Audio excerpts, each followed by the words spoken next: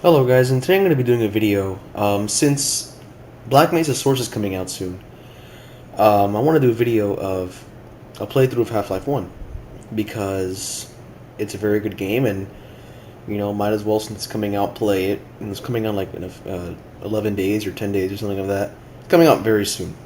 So, without further ado, let's start.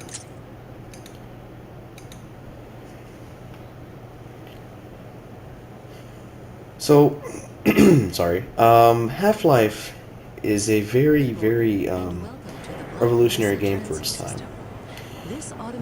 This is the intro of Half-Life, which, as you can see, I can move around and stuff, which is very cool. So I'm using the original Steam version. I did install the HD pack, which I kind of regret, but I'm kind of lazy to uninstall it because it doesn't put the original models. But whatever, it's still the original game. One of the revolutionary things about Half-Life is, well, the intro. The intro of Half-Life is revolutionary in itself because back then in the 1990s, first-person shooters didn't really have intros like this. First-person shooters back then that were popular were like Quake, Doom, and stuff, and what was the other one? Duke Nukem.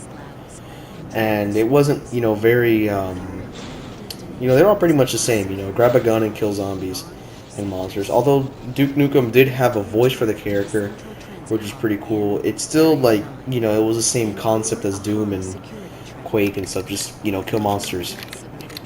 Half-Life was more interesting. It actually introduced you with a story that was rather somewhat interesting, and it gave you questions. So yeah, it's pretty cool.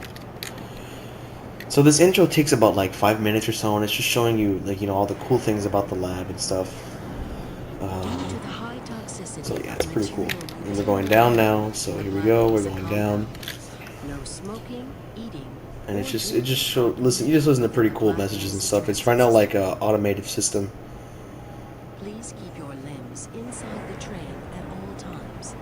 Do not attempt to open the door. Yeah, this is until the train rays of light. complete halt. So Half-Life used a modified version of the Quake engine, which was called the Gold Source engine. Actually, extremely modified, so modified that it's not even resembling of that engine. Well, it's kind of resembling because a lot of the console commands and stuff, it's very, I guess you can say it's very influenced by it, but it's not the same thing. There's a lot of advancements. Like, this engine was able to do 32-bit colors, which was very revolutionary at the time because the Quake engine did 16-bit.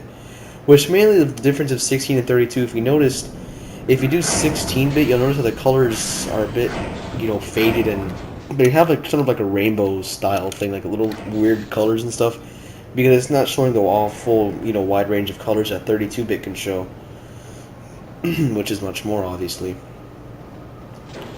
But the textures were pretty much the same, blurry, cheap. But that didn't really matter because the game itself is pretty cool. I mean, look at this stuff. This stuff was even, I guess you can say practical back then. This is all very revolutionary stuff. So here we are. So basically, the point of Half-Life is that you're a theoretical physicist, and your name's Gordon Freeman. And the whole point of the game is that you're going to be a guinea pig, an experiment that they're trying to do a decathlon or something. And basically what happens in the experiment is that everything goes wrong, and we're going to see that right now. So here we go. Here we go. Let me look at this. So this is like really cool things going on over here. It gave you like a live environment. And that's supposed to be, I have no idea.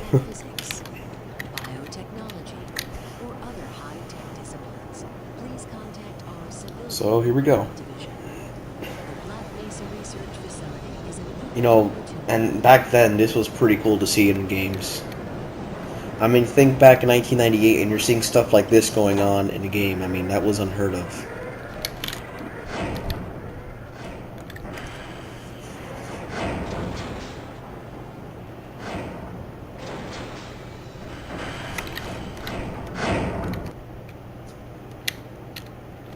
Okay, this should be it. A reminder to all Black Mesa personnel.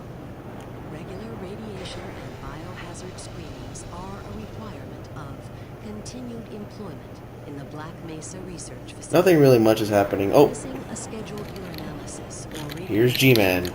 is grounds There he for is. immediate termination.